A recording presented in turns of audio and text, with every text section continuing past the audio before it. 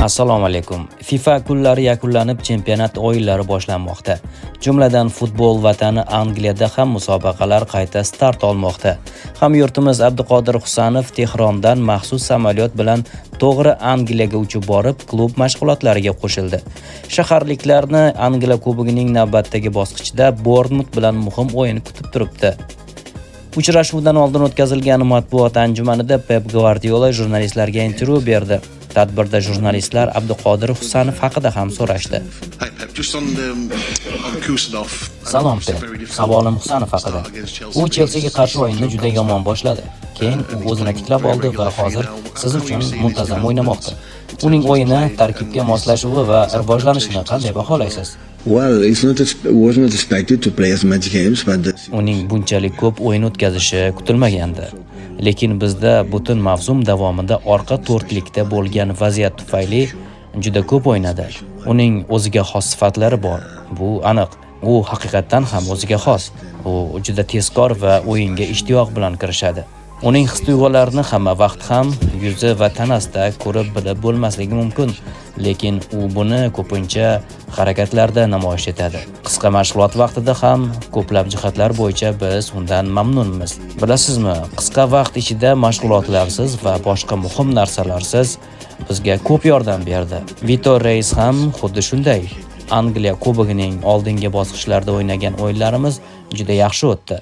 Mavsum o'rtasida yangi mamlakat va yangi ligaga moslashish oson emas.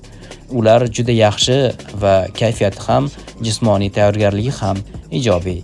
But they are really good. They are so positive in the mindset, in the body shape. And he came in without speaking any English as well. U ingliz tilini bilmasdan klubga kirib keldi. Va menimcha, bu yerga ko'nikish ham qiyin kechdi. Ha, u tushunadi va bu yaxshi.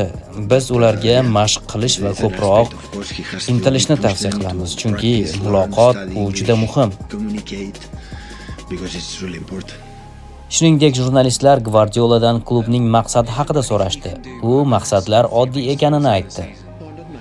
7-martda ketma-ket Angliya Kubogi yarim finalga chiqish biz uchun asosiy maqsad. Shundan so'ng kelasi mavsum Chempionlar Ligasiga yo'l olish uchun g'alaba qozonish kerak.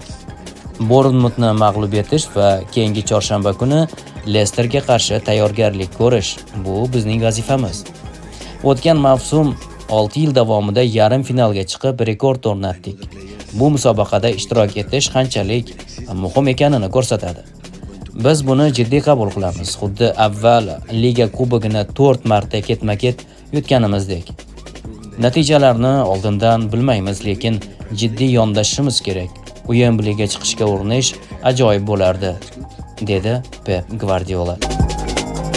Eslatib o'tamiz, Manchester City'ning Bournemouthga qarshi o'yini 30-mart kuni Toshkent vaqti bilan 20:30 da boshlanadi. Umid qilamizki, Abduqodir Husanov mazkur bahsda ham ishtirok etib, jamoasining g'alabasiga o'z hissasini qo'shadi.